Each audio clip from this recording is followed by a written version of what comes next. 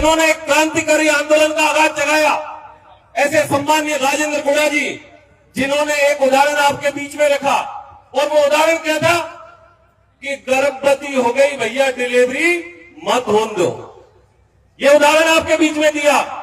मैं सम्मानीय गुड़ा साहब के बीच में रखना चाहूंगा कि साहब गर्भवती तो होगी, अब डिलीवरी को टाइम आ रहा है, या पिछले 5 साल में गर्भवती महिला की सोनोग्राफी पे सोनोग्राफी, सोनोग्राफी पे सोनोग्राफी, ये किस सरकार ने की? उस सरकार को इस जगह जवाब देना पड़ेगा। यदि वह सरकार जिस डूंगरी बांध के बीच में, जिस डूंगरी बांध को लेकर यह जवाब तलब हो रहा है, ये डूंगरी बांध को आज मुझे मंच के माध्यम से बता रहे थे कि कोई राजनीति की भाषण नहीं होगा। मैं इस मंच का सम्मान करता हूं। मैं भारतीय जनता पार्टी, क्योंकि मेरी सरकार है और आप सबके चरणों में मैंने आपने सेवा की है, उसका प्रतिफल देकर उस विधानसभा में मुझे पहुंचाया है, तो मेरा कर्तव्य बनता है कि मेरी जनता के सुख में दुख में मैं जी जान से उनके बीच में खड़ा रहूं। और इसी वजह से आज इस डूंगरी बांध की सभा के अंदर मैं आयोजित हुआ, उपस्थित हुआ।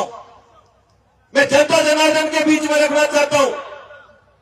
ये हमारे ऊपर उंगलियां उठाते हैं, मैं आपके बीच में इस मंच के माध्यम से बोल के जा रहा हूं। और साहब, मेरा तो खानदान है जो एक बार खेती ने पत्थर की लकीरें कोई बिदारा नहीं मिटे, ये खानदानी घोड़े यहाँ के अंदर तो। और आज भी यह कह के जा रहा हूं आपके मध्य में कि केवल कोरा भाषण देवा से काम नहीं चले, नहीं चले केवल कोरा भाषण देवा से। कभी कभी तो ऐसा लगता है कि ये मंच केवल जो भाषण देने वालों को ट्रेनिंग देने का काम कर रहा है।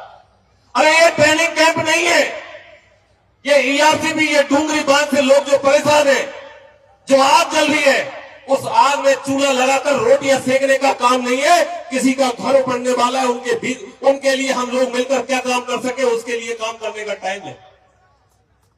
और मैं जरूर कहना चाहूंगा, क्योंकि मेरे मंच में, जिस मंच में मैं उपस्थित हूं, ये जनता जनार्दन है, मैंने स्वाभिमान के साथ 2 साल काम किया है। क्योंकि ये बात मेरे ऊपर आरोप लगाए, उन आरोपों की बात हुई है, और इस मंच के माध्यम से यदि मैं उनका आरोपों का जवाब नहीं दूंगा तो मैं इस मंच पर कायर कहलाऊंगा। और जिस मंच पर मैं बैठा हुआ हूं उसमें जवाब नहीं दूं, ये मेरे स्वाभिमान में नहीं है। इसलिए मैं सम्मानित श्रोता बंधुओं, 2 साल के अंदर आप याद करो उस करणपुर की घाटी को। इसी जोली गांव से एक पीर पैदा हुआ जिसका नाम रंगजी बाबा था। उस रंगजी बाबा ने 1993 के अंदर स्वर्गीय भैरव सिंह शेखावत को बुलाया करणपुर के अंदर, और करणपुर के अंदर बुलाकर इस सपोर्टा की पहचान करवाई कि ये डांग क्षेत्र है जिसमें मेरे नुमाइंदे पड़े हुए हैं। और तब तत्कालीन मुख्यमंत्री स्वर्गीय भैरव सिंह शेखावत ने 56 लाख रुपए देकर उस घाटी का निर्माण करवाया। मैं अपने आप में गर्व करता हूं कि मैं उस पार्टी का सदस्य हूं जिसके मुख्यमंत्री ने 33 साल के बाद में फिर से उसी घाटी के लिए 50 करोड़ रुपए की सौगात दी है, जो उस घाटी पर चलकर हमारा नुमाइंदा ऊपर की तरफ आएगा। सम्मानीय भाषण दे रहे थे, आपने क्या किया 15 साल तक? गरीब जनता को लड़ाने का काम किया आपने। मैंने 2 साल के अंदर किसी भाई से भाई में प्रेम कराने का काम किया है। वोट करने से काम नहीं चलेगा, सब सुनना पड़ेगा आप लोगों को, सब सुनना पड़ेगा आप लोगों को। जिसके बारे में बोलते हो आप, जिसके बारे में बोलते हो, ये डूंगरी बांध के लिए बोल रहे हो आप लोग। मैं आपको बोलना चाहूंगा कि डूंगरी बांध के अंदर मेरी जो स्थिति है, और मेरी जो स्थिति है, यह राजनीतिक भाषण नहीं। आप लोगों ने पहले जब आपको खड़ा होना चाहिए, जो आरोप लगा रहे उनका आरोपों को जवाब किस तरह देना, उस आरोप के लिए आपको खड़ा होना चाहिए, आपको इस बात में खड़ा होना चाहिए। और आपको इस बात के लिए खड़ा होना चाहिए कि डूंगरी बांध, मैं डूंगरी बांध में आपसे पहले भी कहा और मैं आज भी कह रहा हूँ कि डूंगरी बांध के अंदर मैं तन मन धन से आपके साथ में खड़ा हुआ, आपके साथ में खड़ा हुआ तन मन धन से।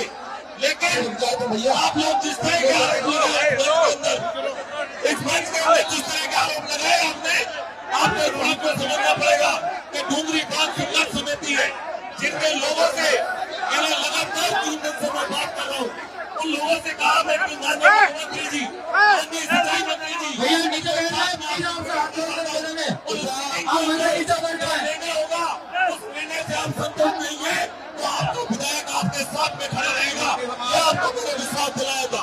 लेकिन जिस कार्यक्रम के अंदर हम उपस्थित हुए, उस कार्यक्रम के अंदर मेरे नेता के खिलाफ कोई गाली देगा, उसको हम लोग बर्दाश्त नहीं करेंगे। ये बिल्कुल तभी कहने की बात है, ये हम सबको बता रहे हैं। खड़े जो लोग डॉक्टर कन्हैयालाल के बारे में आप गलत बोलते हो, आपको शर्म आनी चाहिए। आपका खुद का पता नहीं कब किस तरह में बैठो, कब किस तरह में बैठो। तो राजस्थान के नेता के बारे में गलत बोलते हो। आपसे इस बात को कभी बर्दाश्त नहीं किया हुआ। ये कभी बर्दाश्त नहीं होगा। इसलिए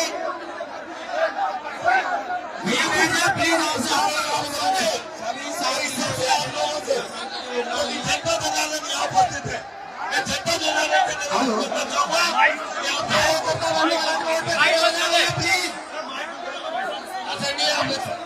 इसलिए मैं बड़ी सरकार की ओर से आपके बीच में आया और सरकार के माध्यम से कहना चाहता हूँ कि हमारी सरकार आप सबके प्रति संवेदनशील है और आप लोग अपनी कमेटी बना लो। आपकी कमेटी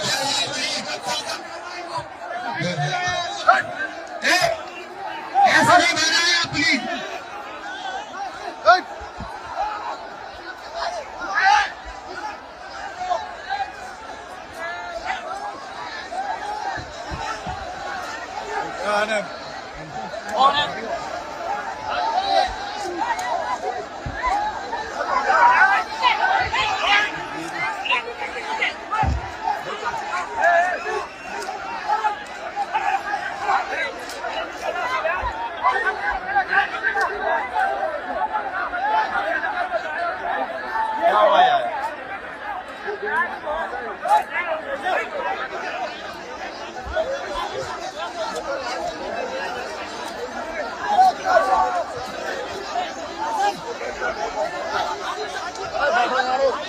Bye.